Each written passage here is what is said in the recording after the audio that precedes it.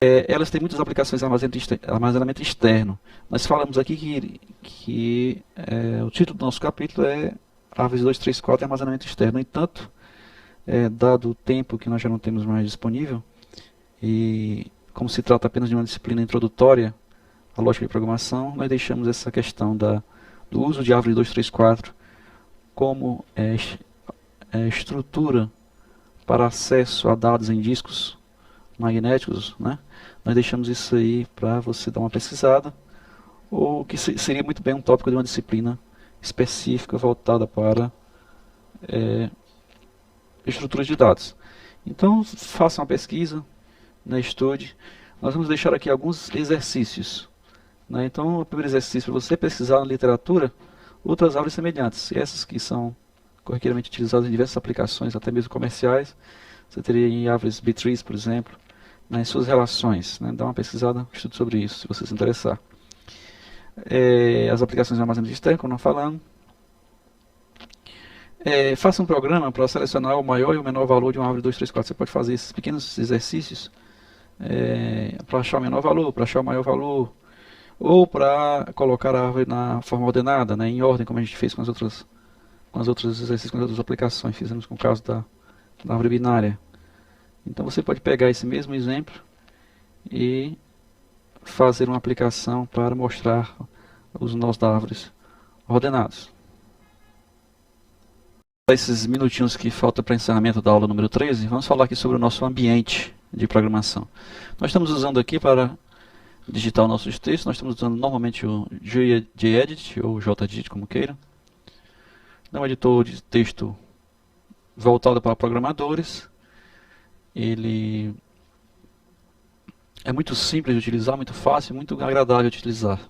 Ele tem uma série de ferramentas, mas ele e tem uma série de plugins também que permite você melhorar seus projetos, né, verificar um projeto, executar, né. Nós não conseguimos fazer ele funcionar com os projetos, com os plugins Python, então nós usamos simplesmente para editar o texto e executamos o programa fora, a partir de um terminal do sistema operacional. No entanto, existem outros editores, por exemplo, como NetBeans. NetBeans você pode ele tem um plugin que você instala, é fácil de instalar, você usa, com esse plugin você pode criar projetos, né, Python. Você vê aqui projetos Python, você cria um projeto Python qualquer, e aí você tem todos os recursos, né, você vai ter todos os recursos de um ambiente de programação Python, onde você pode, por exemplo, né, você pode, por exemplo, na hora da execução, você acompanhar passo a passo a execução. Isso se chama depurar o programa ou debugar o programa. Então essa ferramenta tem todos os recursos de uma programação de alto nível em Python, como também nas outras linguagens que ela suporta. Além do NetBeans, você tem o Eclipse, né? O Eclipse é muito conhecido dos programadores Java por ser, digamos assim, a plataforma básica de desenvolvimento de Java para a web. Então o Eclipse também tem um plugin chamado PyDev. Aqui, PyDev é um ambiente de programação para Python, onde você também pode digitar os seus programas, tem uma série de recursos, como por exemplo fazer um browser nas classes em que você está, por exemplo, você desenvolveu, você digitou algumas classes, então ele registra para você as classes automáticas, outline.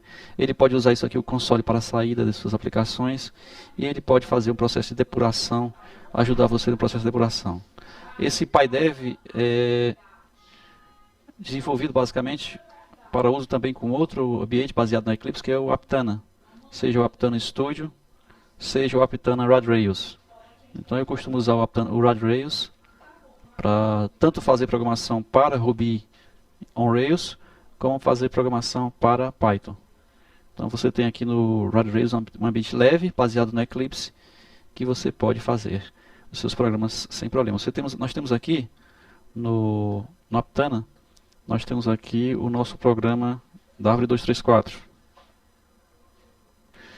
Então nós temos aqui no Aptana, o nosso velho programa conhecido nosso, que é o programa da árvore 234. O que eu posso fazer aqui? O que o Aptana pode me fornecer que uma IDE mais aprimorada, melhor, pode me fornecer de recursos para eu programar?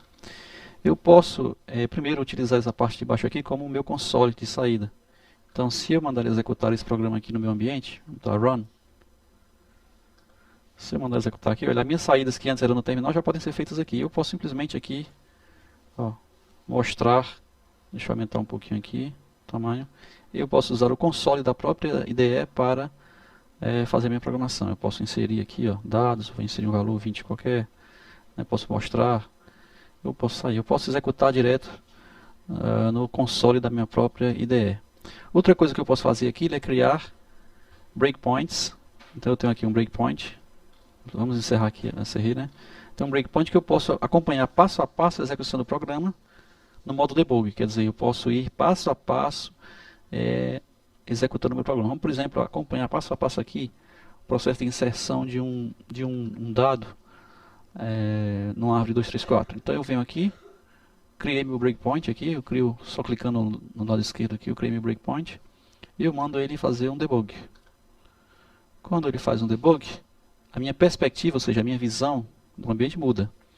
Eu tenho aqui do lado esquerdo os módulos, o módulo que eu estou executando atualmente é esse aqui.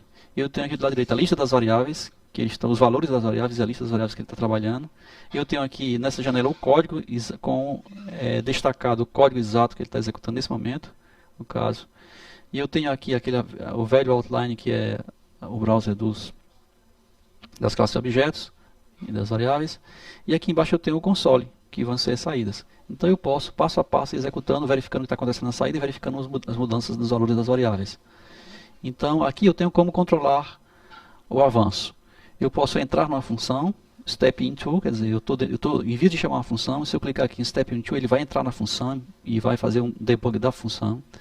Se eu fizer um step over, quer dizer, ele vai para o próximo comando no mesmo nível em que eu estou. E o step out, quer dizer, ele sai, se eu estiver em um nível interno, um nível que foi chamado por alguém de externo, eu volto para o nível externo, né? E assim por diante. Bom, vamos fazer um step into, quer dizer, entrar na função inserir. Ó, aí ele estamos entrando aqui na função inserir, vocês podem ver que nós estamos na função inserir. Ele está executando exatamente esse comando agora. Aqui não tem step into, vamos fazer um step over, e ele vai seguir normalmente a execução do programa passo a passo. E observem que do lado direito aqui eu vou vendo, acompanhando exatamente as mudanças dos valores das variáveis.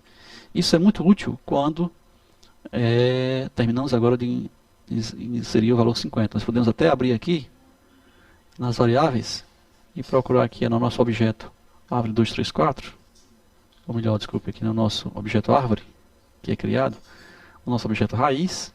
E quais são a lista de dados do valor raiz? Nós temos aqui, vamos expandir isso aqui. Ó, nós vemos que agora tem um dado lá que é 50. Exatamente, acabou de ser inserido. Então nós vamos aqui, seguindo a execução passo a passo do programa. E vamos acompanhando desse lado aqui as mudanças dos valores das variáveis. Quando um programa se torna muito complexo e muito grande, então é muito difícil você acompanhar isso manualmente ou visualmente. Então é necessário você fazer exatamente um debug, ou seja, uma depuração do seu programa, observando o comportamento dele passo a passo. Se eu quiser parar meu debug, eu simplesmente mando terminate, ele termina aqui. Isso vale tanto para o Eclipse, quanto para o Aptana Studio, quanto para o Aptana Red Rails. E a seguir eu fecho a perspectiva. É um conceito de perspectiva que o Eclipse tem. É exatamente o layout da tela que você está trabalhando. Você bota as coisas em determinado lugar e isso forma uma perspectiva. Então existe uma perspectiva para desenvolvimento, uma perspectiva para debug, uma perspectiva para run e assim por diante. Vamos fechar e voltar para a nossa perspectiva para o desenvolvimento. Então é isso aí. Então eu espero que você comece a utilizar esses IDEs como uma forma de obter maior produtividade. É o fim da nossa aula número 13.